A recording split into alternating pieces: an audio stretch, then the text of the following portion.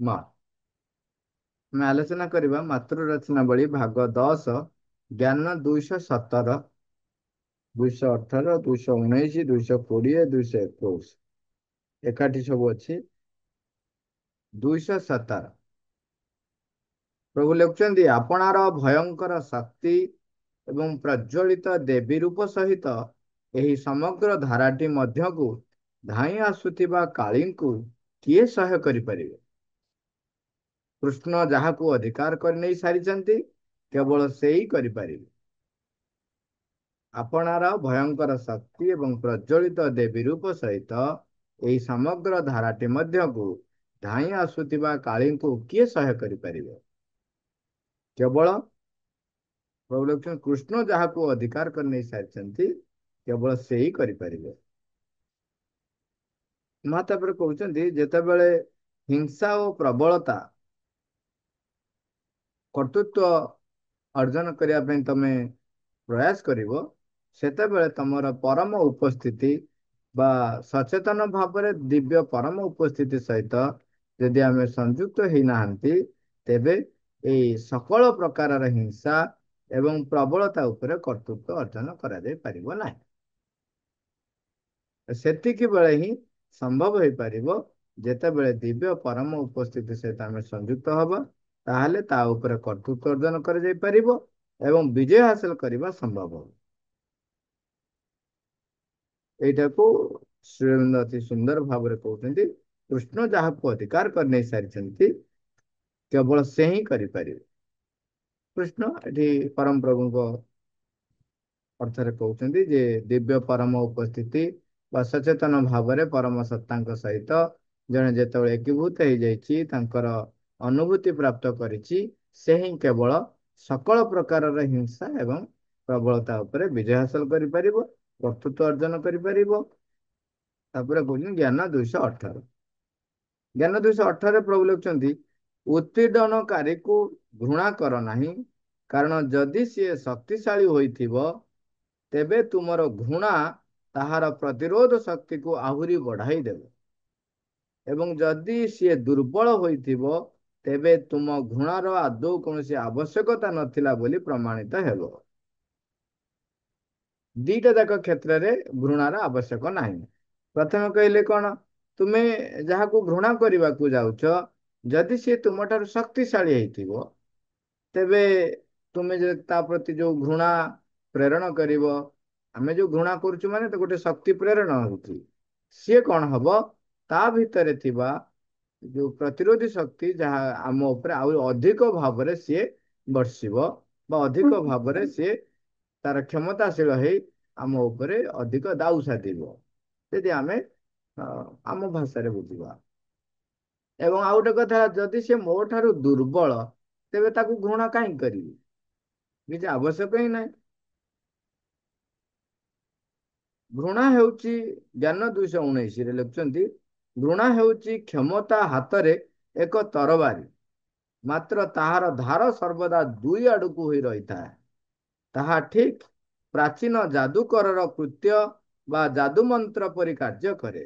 ଯଦି ତାହାକୁ ତାହାର ଶିକାର ନ ମିଳେ ତେବେ ସେ କୋପାନ୍ୱିତ ହୋଇ ଫେରିଆସେ ଏବଂ ଆପଣାର ପ୍ରେରଣାକାରୀକୁ ହିଁ ଗିଳି ପକାଏ। କଣ କହିଲେ? ଘୃଣା ହେଉଛି କ୍ଷମତା ହାତରେ ଏକ ତରବାରୀ, ମାତ୍ର ତାହାର ଧାର ସର୍ବଦା ଦୁଇ ଆଡକୁ ହୋଇ ରହିଥାଏ। ତାମାନେ ଏଠି ଦୁଇଟା କଥା ଆମେ ଦେଖୁଛନ୍ତି। ଆମେ ଗୋଟେ କଥା ଦେଖୁଛନ୍ତି ଯେ ଘୃଣାର ଦିଟା ତରବାରୀ ରହିଛି, ମାନେ ସେ ଦିଟା ତରବାରୀ କହୁଛି, ଦିଟା ଧାର ରହିଛି। ଏବଂ ତାପରେ ସେ କହୁଛନ୍ତି ଯେ ସେ ଯାହା ଉପରେ ତମେ ଛାଡୁଛ ସିଏ ତାକୁ ଯଦି ସେ ସ୍ୱୀକାର କରି ନ ପାରିଲା ତେବେ ସିଏ ଓଲଟି ଫେରି ଆସି ତୁମକୁ ଗିଳି ପକାଇବେ। ଏବଂ ଆଉ ଗୋଟେ କଥା କହୁଛନ୍ତି କ୍ଷମତା ହାତରେ ଏକ ତରବାରୀ। ସାଧାରଣତଃ କ୍ଷମତାରେ ରହିବା ପାଇଁ ବା କ୍ଷମତା ସିକ୍ତ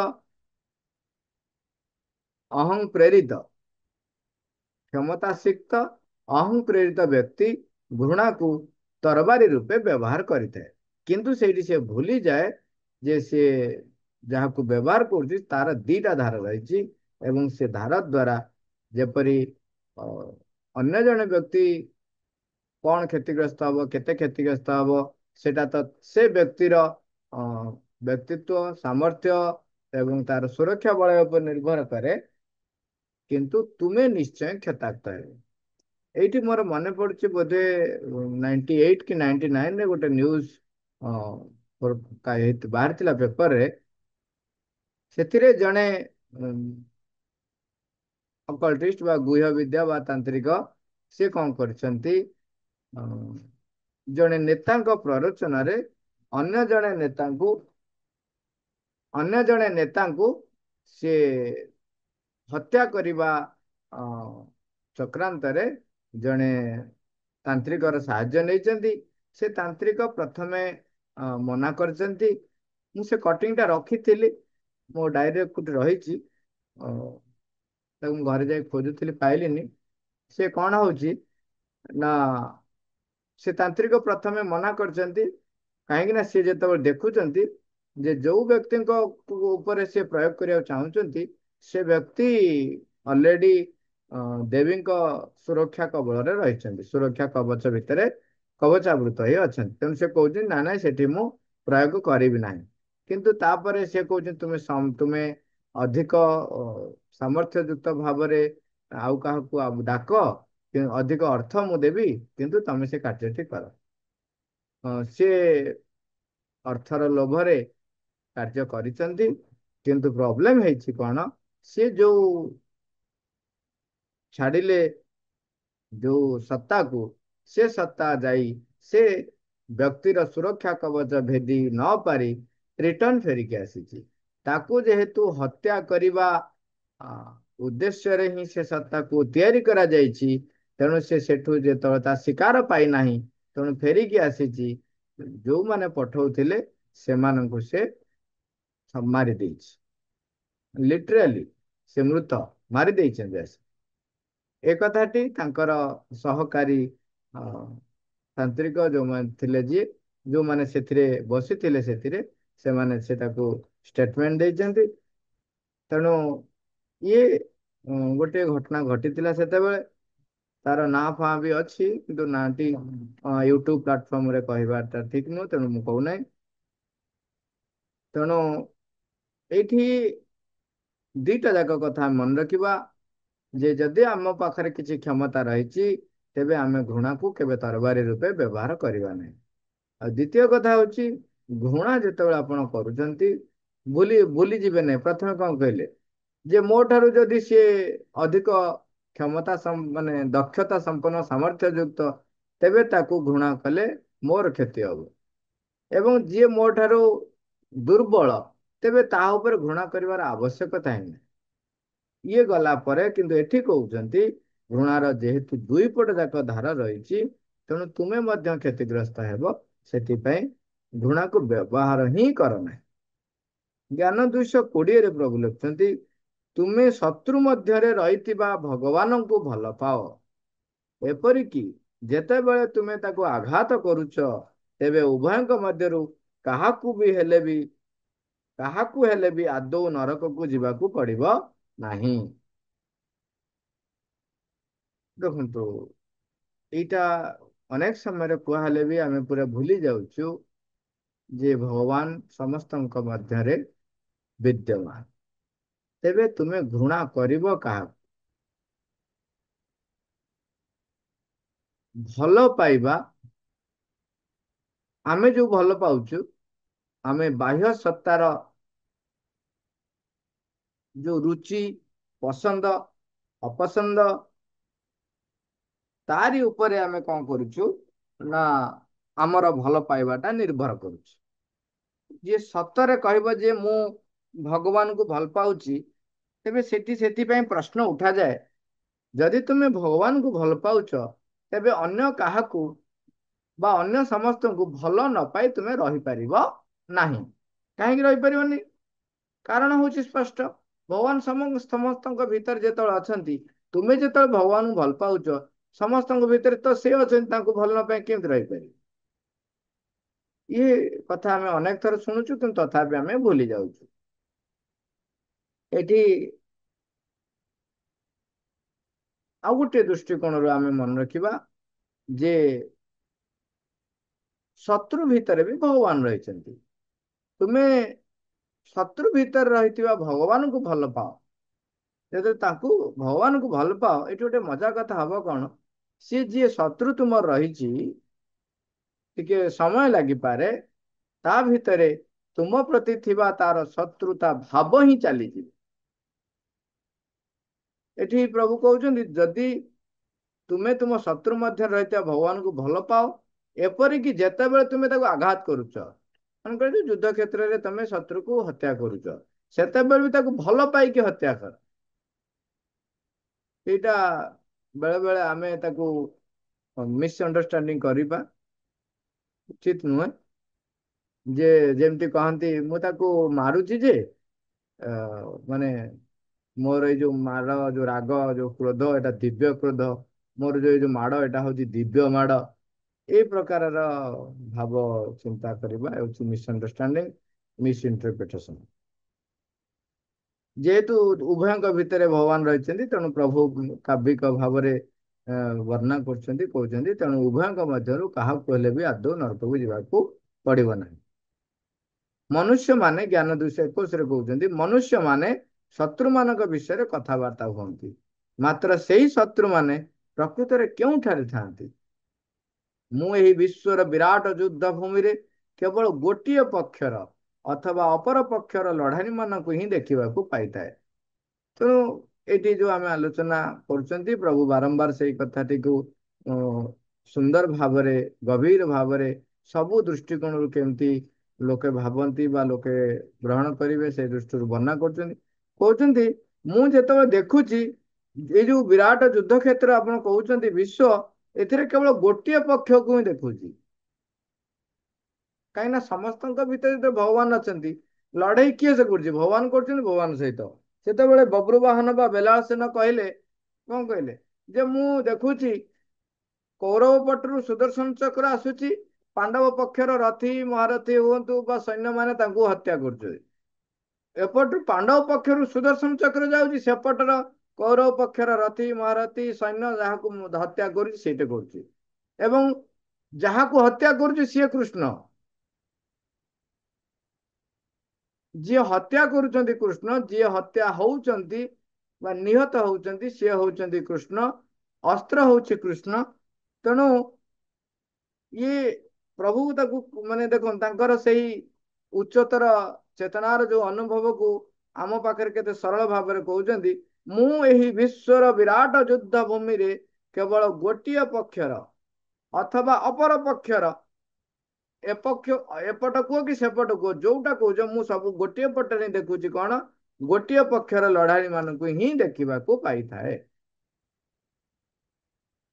ଏ ସବୁର ସାରାଂଶରେ ମା କହୁଛନ୍ତି ମନୁଷ୍ୟ ଜାତିକୁ ତାର ଏକତା ବୋଧ ମଧ୍ୟକୁ ଜାଗୃତ କରି ଆଣିବାକୁ ହିଁ ଏହି ସବୁ କଥା ଲେଖାଯାଇଛି। ଯେତେବେଳେ ଆମେ ଏହି ପରମ ଏକତ୍ୱ ବିଷୟରେ ସଚେତନ ହୋଇପାରିବା ଏବଂ ଯାବତୀୟ ସକଳ ସତ୍ତା ମଧ୍ୟରେ ଦିବ୍ୟ ପରମ ସତ୍ତାଙ୍କୁ ଦର୍ଶନ କରିପାରିବା, ତେବେ ଯାଇ ଶ୍ରୀଅରବିନ୍ଦ ଏଠାରେ ଯେପରି ସୂଚନା ଦେଇଛନ୍ତି, ଆମେ ମଧ୍ୟ ସେହିପରି ଅନୁଭବ କରିପାରିବା। କଣ କହିଲେ? ମନୁଷ୍ୟ ଜାତିକୁ ତାର ଏକତା ବୋଧ ମଧ୍ୟକୁ ଜାଗୃତ କରି ଆଣିବାକୁ ହିଁ ଏସବୁ କଥା ଲେଖାଯାଇଛି। ଆମ ସମସ୍ତଙ୍କ ଭିତରେ ଏକତ୍ୱ ବୋଧ କିପରି ସୃଷ୍ଟି ହବ, ସେଇ ବିଷୟ ପାଇଁ ହିଁ ଏତେ କଥା ବର୍ଣ୍ଣନା କରିଛନ୍ତି ବୋଲି ମା ଆମକୁ କହୁଛନ୍ତି। ଆମେ ସଚେତନ ହବା ଯେ ପ୍ରକୃତରେ ଆମ ପାଇଁ କେହି ପର ନୁହନ୍ତି, କେହି ଆପଣାର ନୁହନ୍ତି। ଆପଣ କହିବେ ହଁ ମୁଁ କାହାକୁ ପର କରିନି, କିନ୍ତୁ ମୋର ଆପଣାର ଲୋକ ଅଛନ୍ତି। ଏବେ ବି ଆପଣ ଭଗବାନଙ୍କୁ ଉପଲବ୍ଧି କରିନାହାନ୍ତି କିମ୍ବା ଭଗବାନଙ୍କ କଥାକୁ ମାନୁନାହାନ୍ତି।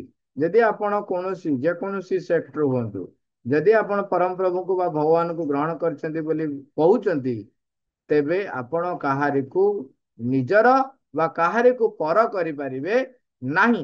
ସେ ଅଧିକାର ଆପଣଙ୍କର ନାହିଁ। କାହିଁକି ଅଧିକାର ନାହିଁ? ଆରେ ମୁଁ ନିଜେ ନିଜକୁ ଘୃଣା କିପରି କରିପାରିବି? ଏ ସମସ୍ତଙ୍କ ଭିତରେ ଯେତେବେଳେ ଭଗବାନ ହିଁ ଅଛନ୍ତି, ମୋ ଭିତରେ ଯୋଉ ଭଗବାନ, ତାଙ୍କ ଭିତରେ ସେଇ ଭଗବାନ।